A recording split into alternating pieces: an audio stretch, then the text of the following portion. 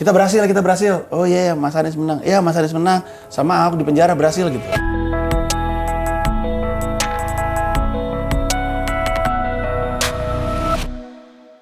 POV ini maksudnya point of view, ini video ya, bukan kategori di salah satu. Enggak, gue cuma menjelaskan aja. Saya lagi mikir oh saya ngerti sekarang. Biasa POV mam. Makan. Jadi naro action cam di sini, jadi kita kelihatan gimana. Hari ini kita POV sama Panji Pragiwaksono. Ini gue udah bisa prediksi sih komen-komennya nih. Ya kenapa Panji sih? Gitu-gitu sih. Gitu-gitu pasti. Tenang, komen-komen kayak gitu kita pin. Waduh, paling atas dong. Udah rame. Nah, kali ini kita bakal ngebahas tentang persatuan. Wah, kau yakin saya ini orang yang tepat? Ya gak yakin lah. Nggak yakin dong. Enggak, karena kan gua ngelihat persatuan ini adalah yang paling susah untuk lo ngomongin kan. Semenjak pilkada. Iya. Nanti gue ngomongin persatuan nih, di komennya ada gambar ular. Saya buat ular banyak. Tapi maksud gua menarik aja gitu. Ya, backgroundnya beda-beda, ya kan? Iya, benar.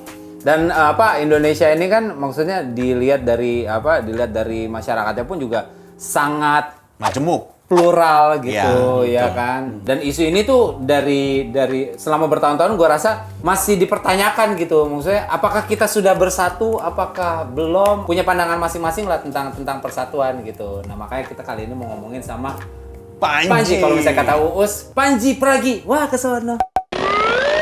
Kalau dulu kita nggak bisa bersatu. Kalau sekarang menurut gue kita gagap bersatu. Jadi kayak pemahaman kita akan persatuan tuh menurut gue kurang tepat. Dan itu yang membuat belakangan ini konflik tuh meruncing terus gitu. Pemahaman berarti ya? Iya, Isunya iya. lebih ke pemahaman tentang persatuan ini. Yang kita pahami tentang persatuan menurut gue belum sempurna. Dalam historinya Indonesia tuh cuma bersatu karena ada musuh bersama. Musuh bersama tuh waktu itu penjajah ya kan. Sampai sekarang pun satu-satunya cara kita bersatu ya ngasih musuh bersama. Zaman Soeharto tuh kita tuh diajarin persatuan tapi persatuan dalam hal label doang. Kita labelnya bersatu, tapi penyeragaman. Zamannya Soeharto nggak semua orang boleh punya nama Tionghoa. Zamannya Soeharto nggak semua orang boleh berjilbab. Waktu itu jilbab dikit banget waktu itu. Jadi Indonesia zaman Soeharto tuh kayak kita di sekolah negeri di mana semuanya diseragamin. Kalau pakai seragam, iya nggak jelas tuh mana yang orang kaya, mana yang orang miskin, nggak jelas tuh. Iya. Nah setelah itu baru kebuka kerannya, terus semua orang boleh nunjukin warna masing-masing. Habis itu kita kagok sama, oh ternyata kita beda banget ya, bukan cuma di masalah kulit dan agama dan segala macam. Ternyata segala macamnya itu beda. Habis itu dibuka keran untuk ngomong, udah mah kaget ngeliat semua orang beda. Habis itu lu boleh ngomong, ya udah, lu udah nabrak terus deh tuh, gitu. Makanya gue pernah bilang kekayaan kita tuh justru jadi tempat perpecahan juga. Kita kaya akan perbedaan, tapi perbedaan itu yang ditabrak-tabrakin mulu gitu. Makanya sampai sekarang kalau misalnya ngomongin toleransi itu cuman sebatas ucapan doang gitu ya maksudnya. Ya dan tidak nih agak rumit nih karena orang-orang mungkin akan mengkaitkan kiprah gue di pilkada kemarin soal toleransi itu kayaknya Anies Sandi paling tidak toleransi. Kita nggak mau bawa ke situ tuh. Iya, netizen kan saya kan bisa nebak. Ya tapi memang toleransi kita sekarang kita udah naik level sampai kepada tadinya kita nggak toleran sama sekali, kemudian kita udah naik level di mana toleransi kita tuh enggak kok, gue bersatu. Lihat nih geng pertemanan gue, ada yang Cina, ada yang Ambon, sama segala macam. Oh, itu Pancasila banget. Iya sih. Tapi masih ada cara pikir. Ya kalau gitu lu bersatu sama yang itu dong. Itu kan orang jahat, ngapain? Males gue bersatu sama orang itu gitu. Itu mereka mau bersatu, tapi kalau dua kalangan itu ada dalam satu negara, jatuhnya ngebelah dua gitu. Nah, sementara yang punya hak untuk bilang lu baik, lu jahat siapa? Ya betul. Gua bilang gua baik, lu bilang lu baik. Betul. Jadi sebenarnya istilah toleransi ini sendiri backfire karena orang yang mengaku toleransi itu sebetulnya terkadang intoleran. Harus diakuin, kampanye politik itu yang meruncingkan itu. Jadi tambah ribet gitu, yang kayak gitu-gitu. Masing-masing soalnya menjadikan yang satu pakai Pancasila sebagai bendera. Nih, yang Pancasila gue nih, kalau lu pro Pancasila sebelah sini. Yang satu juga pakai agama. Di satu sisi gue ngerasa maksudnya kita termasuk gue gitu belum cukup dewasa untuk menyikapi itu semua. Istilahnya persatuan itu menurut gue harus ada landasannya ya kan. Sebagai masyarakat Indonesia landasannya adalah ideologi ya Pancasila gitu. Let's say ada satu ormas yang menurut gue tidak berdasarkan dengan ideologi negara kita. Kalau gue nih, gue berpikirnya kalau misalnya gue nggak apa-apa berarti apakah gue kompromi dengan mereka. Sedangkan kalau misalnya gue kompromi, apakah mereka nggak akan ikut menghancurkan ada kekhawatiran itu ini gitu. Ya. Kalau misalnya kita udah punya landasannya, punya hukumnya, ya nggak akan saling menyakiti ataupun juga gue nggak akan punya pemikiran bahwa dia akan tiba-tiba ngebunuh gue atau ngapain gue gitu kan. Ya. Emang itu menurut gue ketakutan, kalau emang mau disebut ketakutan ya ketakutan yang valid sih. Maksud gue pro Pancasila nih. Ini ada orang ormas secara terbuka bilang gue nggak suka Pancasila. Terus kan sampai jauh mana nih gue mesti diemin, karena gue takut ntar tiba-tiba dia gede, tiba-tiba saya tinggal di Afghanistan. Wow.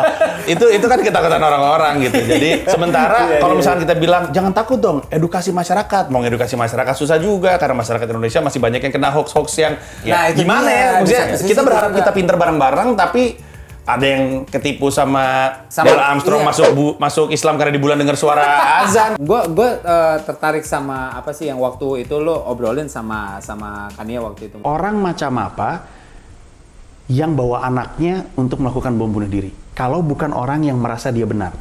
Benar sih, maksudnya nggak mungkin ada orang yang menganggap dirinya itu nggak benar sampai bisa melakukan bom bunuh diri bawa anak. Betul. Misalkan nih, lu teroris nih. Gue mengatasi terorisme dan radikalisme dengan hukum, menurut gue tuh aneh, karena menghukum tuh mengharuskan dia sadar dia salah. Masalahnya dia nggak sadar dia salah. Iya sih. Ya kan, ketika gua hukum mati, di mata dia martir, dan di mata teman-temannya.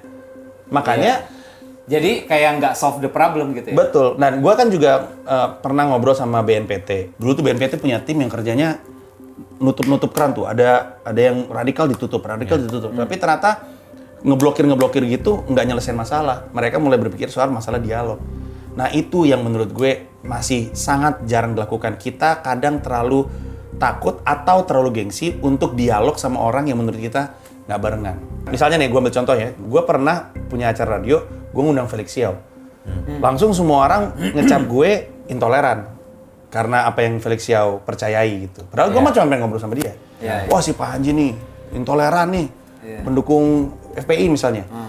2 minggu berikutnya yang diundang Ulil.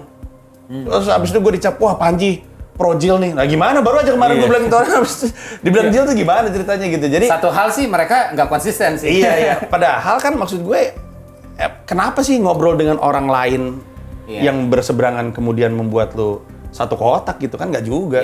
Waktu gue pilkada kemarin, orang kan banyak pikir gue nyebrang. Dan memang bisa diakuin dari sisi peta politik jadinya nyebrang. Awalnya memang terpaksa, saya kan malas juga.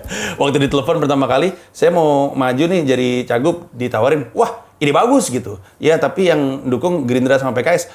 Oke, bisa saya telepon nanti aja.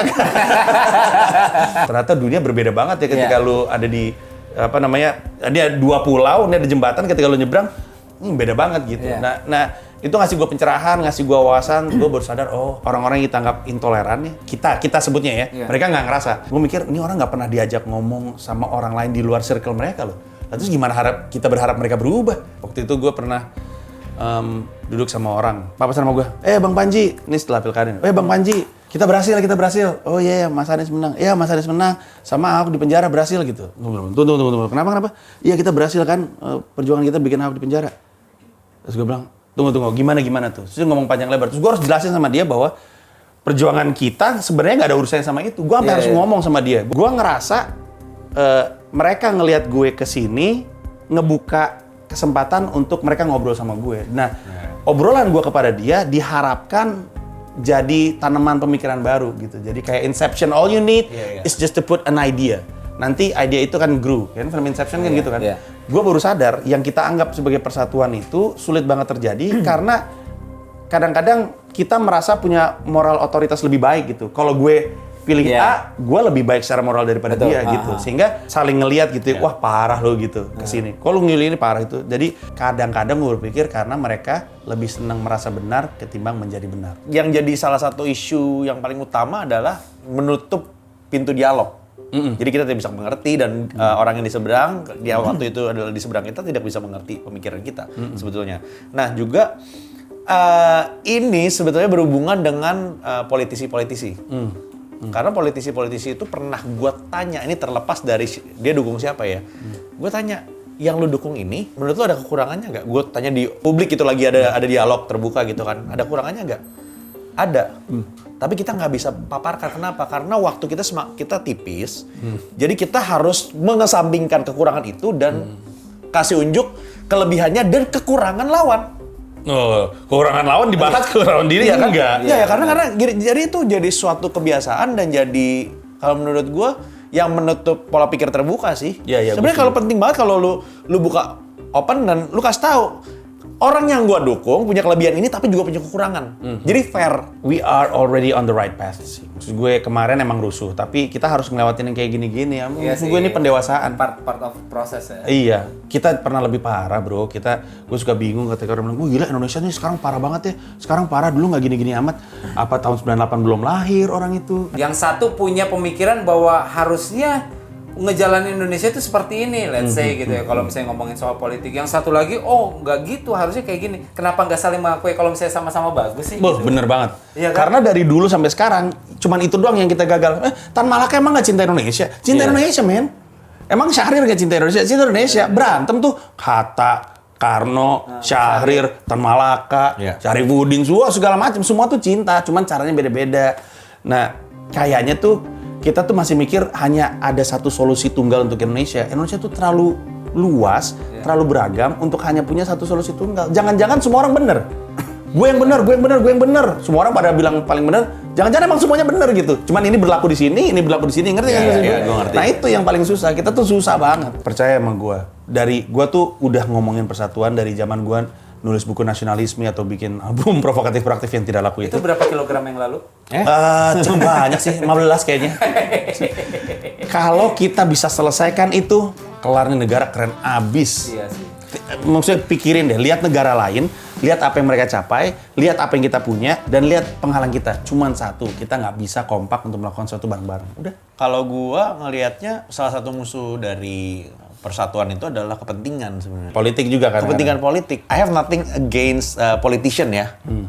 Karena memang dia kerjanya memang berpolitik dan untuk mencari dukungan. Cuman cara-caranya itu yang memang akhirnya bertentangan dengan persatuan, malah memecah belah. Banyak juga yang bilang bahwa, kalau misalnya kita salah pilih, nasib kita 5 tahun ke depan yang kayak gitu. Iya. Sebenarnya gue nggak gitu suka sama kata-kata itu sih. Karena pada kenyataannya siapapun yang terpilih nggak jauh beda. Tapi masalahnya kekacauan itu terjadi in the process. Yang sebetulnya proses itu harus terjadi dengan sehat.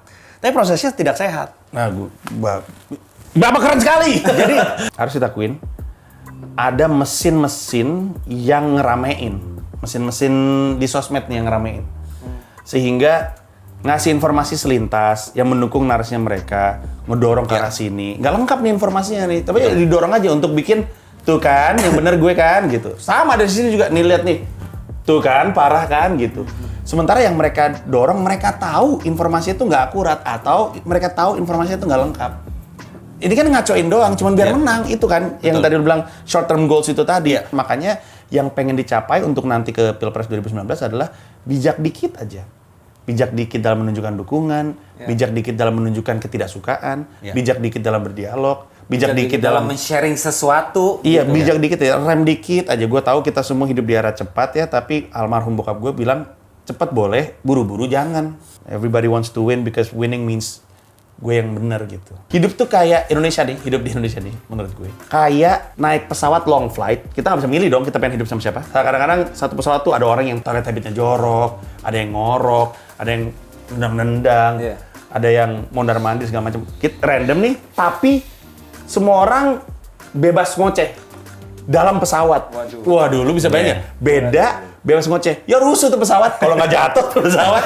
Kalau nggak, terus tiba-tiba ada yang protes, nih pilot nggak bener nih. Iya. Anda siapa Anda? Ini pilot nggak bener nih. Gua ngerti ya, gua pernah baca atlas, gua ngeliat ini nggak ke destinasi loh. Padahal dia sekolahnya apa, ya kan? Gitu. Sebenarnya semua orang boleh menunjukkan warna yang berbeda. Cuman yang kita hindarin itu adalah kata-kata yang nggak perlu lah. Gimana sih lu kalau ngedukung kayak gini? Itu masih boleh. Tapi ketika lu bilang, gimana sih lu kok dukung kayak gini? Lu tuh tolol ya? Misalkan nih 2019 kita milih presiden yang sama misalnya ya. Kita semua bareng-bareng nih. Oh sama Ji? Nggak tahu juga kan, pilihannya belum ada. Oh iya dong. Pilihannya belum ada. Yang ada tuh cuman mau ganti atau mau tetap. Iya. Kita sih jalan bareng aja. Kalau misalnya ternyata ada yang kampret-kampret kelakuannya ngaco, ya kita ingetin. Kalau masih ngaco, ya udah nggak perlu terlibat sama mereka. Ya udah itu keputusan mereka Iya. gitu. Tapi kalau misalnya ternyata lu semua masih mau dukung orang yang sama, ya udah sama-sama sepakat menuju ke sana, tapi jalan masing-masing aja menurut gue. Iya. Di luar itu kita nggak bisa membiarkan diri kita jadi bagian dari mereka yang memperkeruh keadaan. Makanya gue jamin gue. Lihat track record gue dari Faisal Basri sampai sekarang, cari gue pernah maki-maki orang karena politik. Nggak akan pernah ada kenapa, karena masih ada kehidupan setelah politik. Don't burn the bridge, right? Kalau misalkan gue berteman sama lu, kemudian kita beda pilihan politik, boleh dong debat-debatan, tapi kan nggak perlu menghina. Karena ketika lu menghina, nah lu bakar tuh jembatan. Menurut gue salah satu, ini gue baru kepikiran, kenapa nggak dulu ya ada forum, public forum yang memperlihatkan kalau public figure ini, juru bicara ini, berteman, berdiskusi secara sehat antara dua kubu misalkan.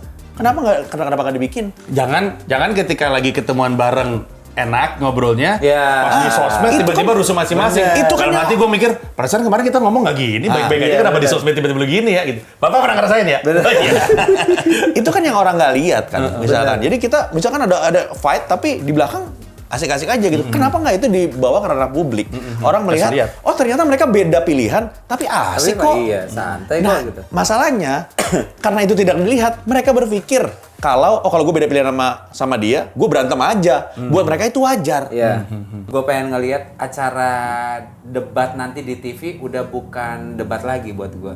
Istilahnya gini, kalau misalnya ada satu punya program yang bagus, terus abis itu yang satu lagi bilang, oke itu programnya bagus banget tuh. Kalau misalnya gue kepilih, gue bakalan ajak lo untuk menjalankan apa yang lo pikirin ini. Karena kan buat gue tujuannya kan harusnya satu. Ini dua omongan lu ini menarik banget karena menurut gue itu yang harusnya bisa terjadi, peluangnya itu ada dari kampanye-kampanye sebelumnya, tapi nggak pernah terjadi. Ambil contoh, kalau misalnya di debat nih, capres ngomong A, capres ngomong, bagus tuh ide, nanti kalau gue kepilih kita kerja bareng. Pasti yang sebelah sini, wah parah lu nggak punya program sendiri ya, lu nggak kreatif ya, lu nggak menjadi kayak gitu kan. Sementara di sisi lain, yang orang nggak tahu, ini gue lihat sendiri, kayak contohnya, gue nggak tahu pilpres ya, tapi kalau pilgub, abis debat nih, oke kita akan bahas sampai berikut nih, break, ngobrol mereka, bro, nggak gitu bro, nggak gitu ya? Iya ini ngobrol men, nggak bohong gue, Itu yang orang nggak tahu kan? Iya. Kayak media ngebentuk Beatles sama Rolling Stone berantem, padahal mereka temenan bro. Jadi sebenarnya itu yang terjadi di belakang kamera. Nah itu yang kalau gue bohong, tangan gue putus nih. Tidak terjadi apa-apa. Bahwa konsekuensi persatuan adalah tidak adanya permusuhan. Jadi kalau emang lu pro persatuan dalam perjuangan kita nyari gimana caranya kita berjuang tidak melahirkan musuh. Buntut-buntutnya akan melahirkan musuh. Maka yang lu perjuangkan bukan persatuan, tapi pembenaran. Gokil, yes, thank you Panji. Ya Allah, men, aduh, saya senang sekali diajak ngomong seperti ini. Thank you. Tapi pencapaian terbaik adalah perjuangan kalian sebagai seorang YouTuber. Saya respect sama tempat ini. Respect. Tapi sebelumnya ini kan Panji kan mau tour.